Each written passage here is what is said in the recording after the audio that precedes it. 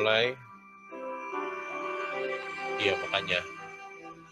Desta udah bangun?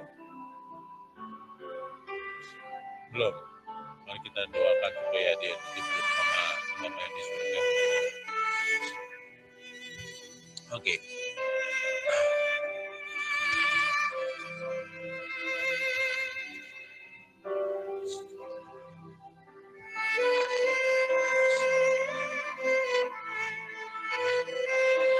Sebelum kita mulai pembiasaan kita, kenapa San? Angkat tangan. Pencet kah? San.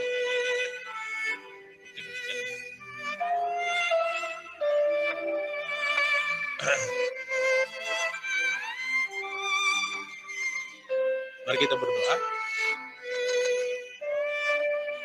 Bapa yang bertata dalam kerajaan surga atas kenyataanmu, kami kembali di hari pertama di minggu ini untuk melaksanakan kegiatan pekerjaan dan kami semakin menikmati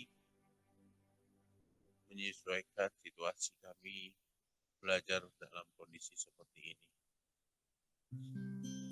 Justru berikan kami semangat agar kami dapat mengoptimalkan apa yang kau berikan sampai pada syukur. Amin.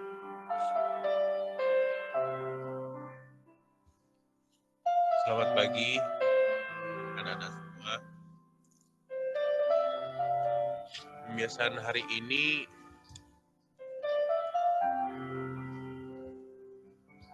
ambil dari ada yang tahu khotbah di bukit? Ada yang tahu? Bagi yang punya Alkitab, silakan dibuka Alkitabnya.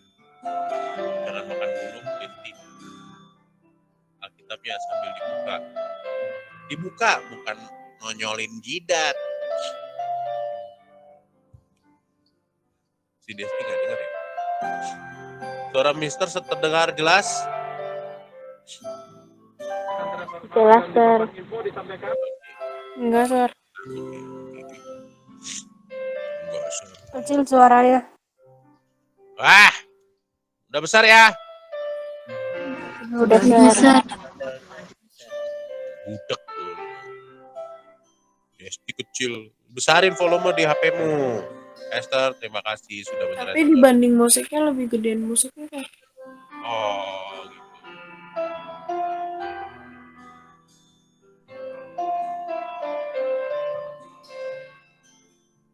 Udah? Udah belum? Belum. Udah dong.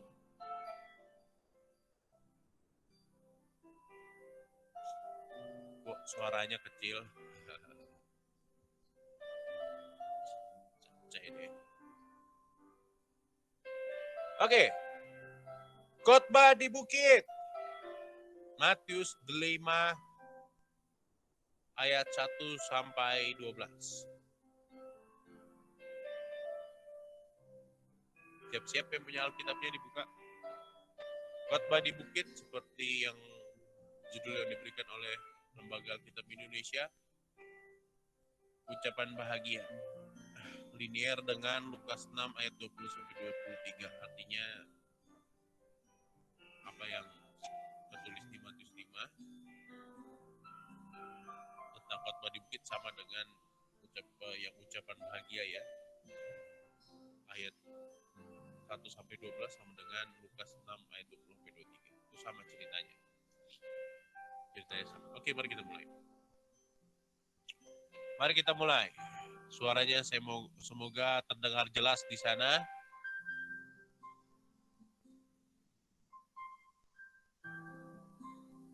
Oke. Matius berapa, Pak? Oke, Matius 5 ayat 1 sampai 12. Ketika Yesus melihat orang banyak itu, naiklah ia ke atas bukit dan setelah ia duduk, datanglah murid-muridnya kepadanya. Desti ayat 2.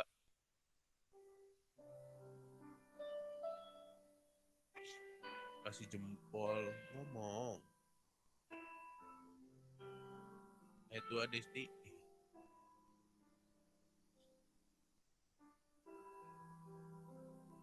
Matius 5.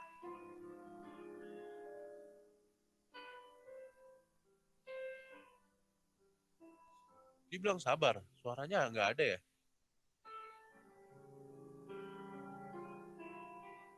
Mic-nya taruh di hidung.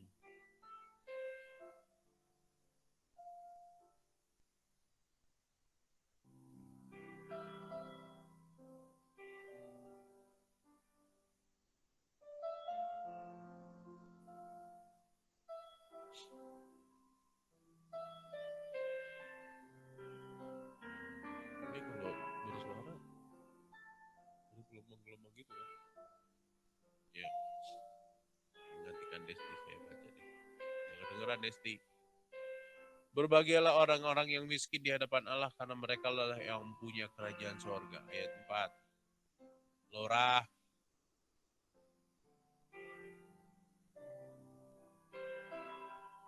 Ya, Sir. Apa? Tadi Matius berapa? Ayat 3. Tadi maka Yesus belum berbicara dalam wajah mereka. Ayat 4. Matius 5 ayat. Berbahagialah orang yang berduka cita karena mereka akan dihibur. Thank you. Ya. Loren. Ayat 5. Berbahagialah orang yang lemah lembut karena mereka akan memiliki bumi. Pray ayat 6. Berbahagialah orang yang lapar dan haus akan kebenaran, karena mereka akan dipuaskan. 7.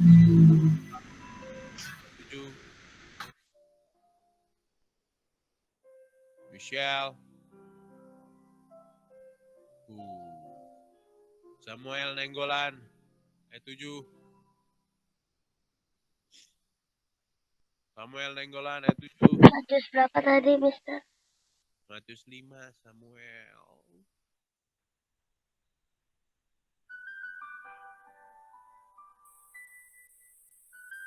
Matius 5 ayat 7 Samuel Nenggolan.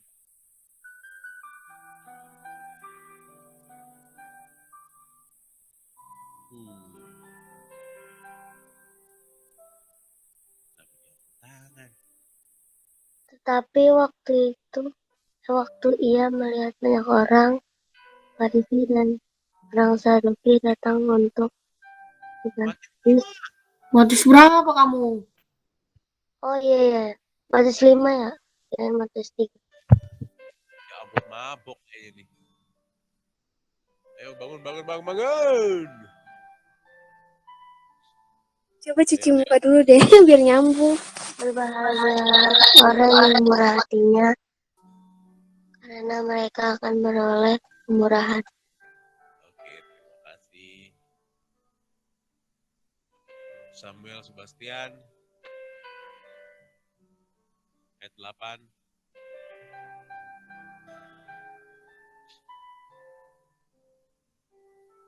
Samuel Sebastian ayat 8.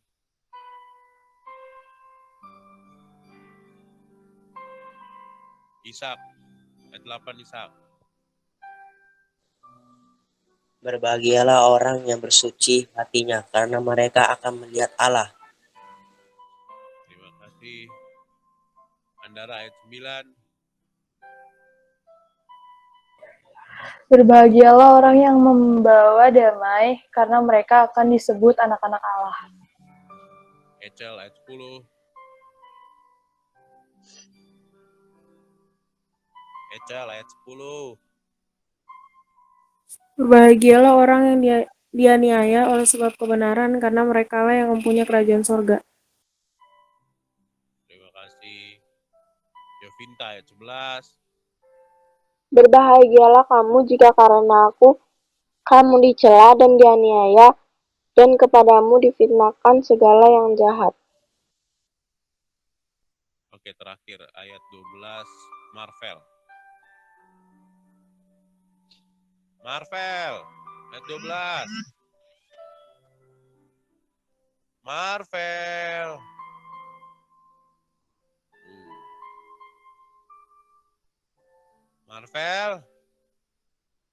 Oke, Audi ayat 12. Udah nyaut. Marvel ayat 12. Sir, ada suaranya enggak? Nah, udah, ayo ngomong. Bersukacita dan bergembiralah, karena upahmu besar di sorga. Sebab demikian juga telah dianiaya nabi-nabi yang sebelum kamu. Ya, demikianlah pembacaan firman Tuhan, Matius 5 ayat 1 sampai 12. Khotbah di bukit, ucapan bahagia. Oke. Coba kita renungi ayat firman Tuhan ini ya. Ini adalah satu-satunya ajaran yang paling nggak masuk akal yang diterima dunia oleh utusan Allah. Ya, kita anggap dulu Yesus sebagai utusan Allah ya. Peran dia sebagai utusan Allah menyampaikan firman Tuhan. Ini ucapan yang paling nggak nyambung yang diterima dunia. Karena semuanya paradoks, berbanding terbalik. Kalau kamu baca kalimat awalnya, terus ada karenanya gitu ya, itu selalu nggak nyambung. Berbahagialah orang yang dianiaya oleh karena kebenaran. Bagaimana bisa orang yang dianiaya terus bahagia? Bagaimana? Orang dianiaya sakit, menderita. Jadi, tolong dimatiin mic-nya.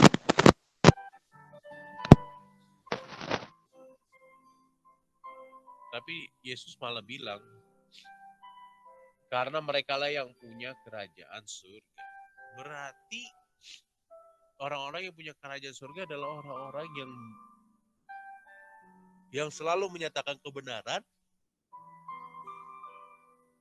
dan ketika menyatakan kebenaran ngerasain penderitaan. Oleh karena itu, sebagai orang Kristen yang bijaksana, berhikmat, menyatakan kebenaran juga ada seninya. Kenapa butuh seni? Atau cara, atau strategi? Karena jangan sampai orang tidak melihat kerajaan surga itu sendiri. Tapi pun kalau kita nggak pakai seni, kita ngotot menyatakan kebenaran dan karena itu kita menderita, dengan kita bersabar dalam penderitaan kita pun, orang sudah belajar tentang orang-orang atau warga surga. Dengan kesabaran kita, orang mengerti kerajaan surga seperti apa. Kita ambil lagi contoh. Ayat 7 bilang, berbahagialah orang yang murah hatinya karena mereka akan beroleh kemurahan. Ini juga ribet nih. Kita bermurah hati seringkali kita disalahartikan ya, bahkan dimanfaatkan. Tapi Tuhan bilang, bahasanya begini, kalaupun kita sampai dimanfaatkan orang lain karena kita bermurah hati, gak masalah. Karena sebenarnya memang kita memiliki kemurahan hati itu sendiri. Buat orang yang bermurah hati tapi ternyata pamrih, ya dia gak punya murah hati itu. Nah, orang-orang demikian ditutup di ayat 12, bersukacita dan bergembiralah karena upahmu besar di surga, sebab demikianlah juga dianiaya nabi-nabi yang sebelum kamu. Nah, semua penderitaan yang kita terima karena kita menjadi pengikut Kristus.